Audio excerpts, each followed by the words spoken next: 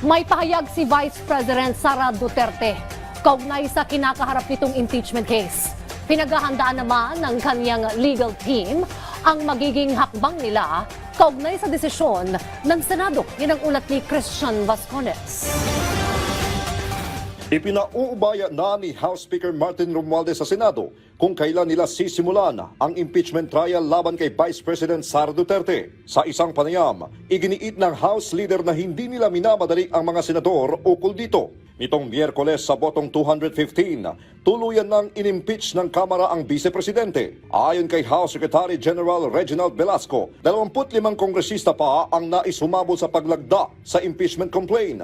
Kung papayagan ng Senate Impeachment Court ang pagdagdag ng lagda, aabot sa 240 kongresista ang kabuuang bilang ng mga sumuporta sa complaint mula sa Kamara. Yung impeachment, sir.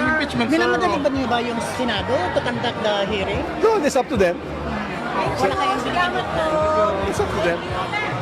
We leave it up to their sound discretion. Samantala, sinagot naman ni Akbayan Party List Representative Percy Santana ang pahayag ni Vice President Sara Duterte na sana'y iligtas ng Diyos ang bansa matapos siyang ma-impeach ng Kamara. God save the Philippines. Yes, we agree. God save the Philippines mula sa mga Duterte, lalong-lalo na kay VP Sara Duterte. At mangilabot naman si VP Sara sa pagsasabi ng God save the Philippines, ilang beses nga na hindi niya na-save ang DepEd mula sa corruption. Hindi nga niya na-save ang confidential at intelligence funds mula sa iba't ibang anomalya. Hindi nga niya na-save ang mga mangingisda sa West Philippine Sea. So, wala siyang karapatang magsabi at mag-invoke ng God save the Philippines. Dahil sa madaming pagkakataon, she failed to save the Philippines. Ayon kay Sandana, imbes na humiling sa Diyos, dapat ay magpaliwanag muna si VP Sara ukol sa mabibigat na issue laban sa kanya.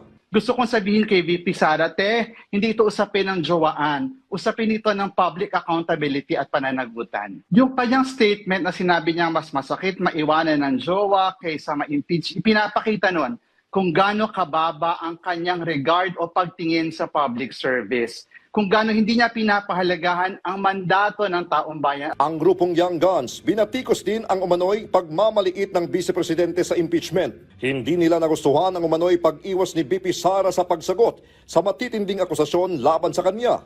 Giit pa ni House Deputy Majority Leader Paulo Ortega, tila nabubuhay sa ibang dimensyon ang Vice Presidente. Mariinding pinuna ng Makabayan Bloc ang manoy hindi maayos na pagsagot ni VP Sara sa mahalagang usapin na ito. Ayon kay Surigao del Norte 2nd District Representative Robert Ace Barbers, may basehan at walang kapalit na anumang halaga ang naging pagsuporta nila sa pag-impeach kay Vice President Duterte. Halos 80% ng Kamara ang sumang-ayon dito, kaya't sumasalamin talaga ito sa boses ng taong bayan. Nagkaroon po ng consultation ng mga political parties, no? Sila po ay nabigyan ng kopya nitong complaint na ito, pinag-aralan, inanalyze po nila at pumirma po ang ibang mga membro na sumang-ayon po dito. At wala hong kapalit dito. Ito ang issue po dito ay transparency, accountability, at saka rule of law, no? Yun ang ating dito. Kailangan magkaroon din tayo ng ng paninindigan na magkaroon ng hustisya. Samantala, sa isang press conference ngayong araw, una nang sinabi ni Vice President Sara Duterte na pinaghahandaan ng kanyang legal counsel ang impeachment case laban sa kanya. We've already started preparing the moment Franz Castro announced the impeachment plan, which was November of 2023.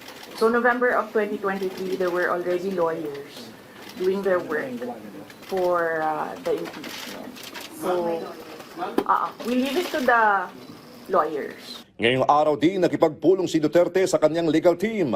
Matatandaang mayroong 215 mga kongresista sa Kamara ang pumirma upang mapatalsik siya sa pwesto, habang nakasalalay naman sa Senado ang maging resulta ng impeachment proceedings. At nang tanungin si Duterte sa kahihinatnan ng proseso ng impeachment sa Senado. Well, that is their prerogative as a body, no? So we have to respect the Senate kung ano yung desisyon nila. Dahil sila yung mga nandoon sa loob. We haven't talked.